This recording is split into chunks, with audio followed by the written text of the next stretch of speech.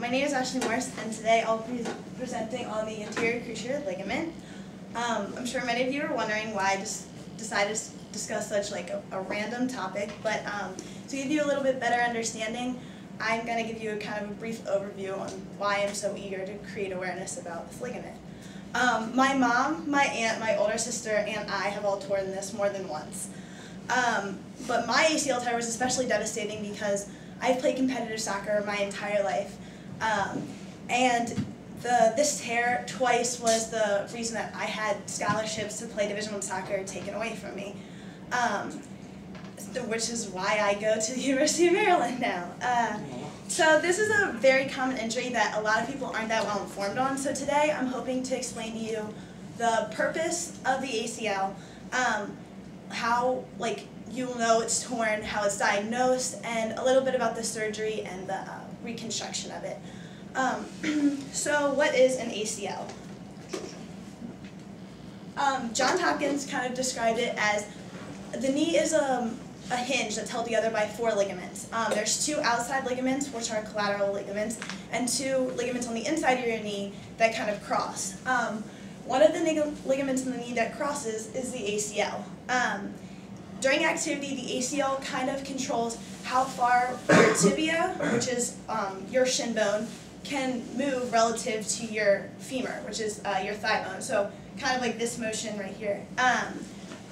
So, I mean, this is like a diagram to give you a little bit better understanding of exactly what's going on. So how does the ACL tear? This can happen in motor vehicle collisions. It's pretty common in work-related accidents, but the most common mechanism for tearing your ACL is sudden cutting and pivoting. So it's predominantly in sports, especially football, soccer, and basketball, just because of quick motions that are involved. According to a study done by the NCAA, women are twice as likely than men to tear their ACL. And in some sports, they're up to 8 times as likely, soccer being one of those. So there's a lot of studies being done to figure out why this is occurring, because it's really unclear. Timothy E. Hewitt, he is a sports medicine doctor at the University of Cincinnati. He's been doing research on 3 main areas. The first is flat feet. Apparently this is more common in women, but there's also fluctuating estrogen levels.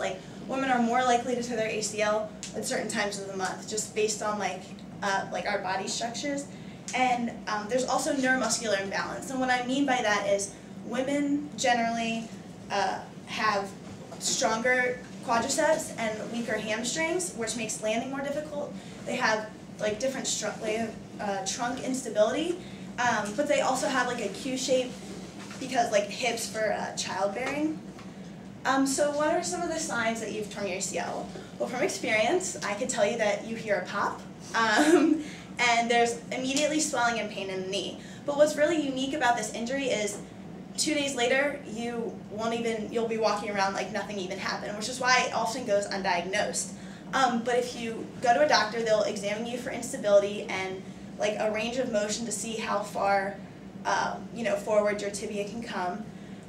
They do x-rays to make sure there's no fractures, because usually when you hurt one part of your knee, it's common that there's something else going on.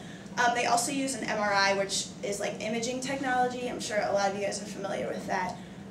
If they need more conclusive results. So the next part I'd like to talk to you about is the surgery. This is, like I mentioned before, you may not even know that you have a torn ACL, and so the treatment for ACL tear is very individualized. If you're older, if you don't play sports, or if there's no other problems besides the ACL tear, you don't need to get the surgery. But in general, it's recommended for people who are particularly active. The surgery that is done is orthoscopic, and what I mean by that is they put a little camera into your knee with a small incision, and excuse me, the camera is connected to a monitoring video, and that's how the surgeon maneuvers throughout your knee. So it's not as invasive. So there's 2 options when you go to get your surgery. There's the allograft and the autograft. a lot of medical terms, I'm sorry. The autograft means that you use something from your own body. So the patella tendon or the hamstring are like the two choices that you have. And an allograft is a cadaver. It's something from somebody else's body that they use. I tried to just give like a brief overview of the steps that goes on like within the surgery, and just a picture of before and after, so you can kind of get an idea. They first take your old ACL out. They drill tunnels into your bones of where they're going to put the new tissue through. And then they secure that tissue in your tibia and your femur, which I discussed before, with screws. And as the bone heals and the bones come together around the screws, the ligament is secured.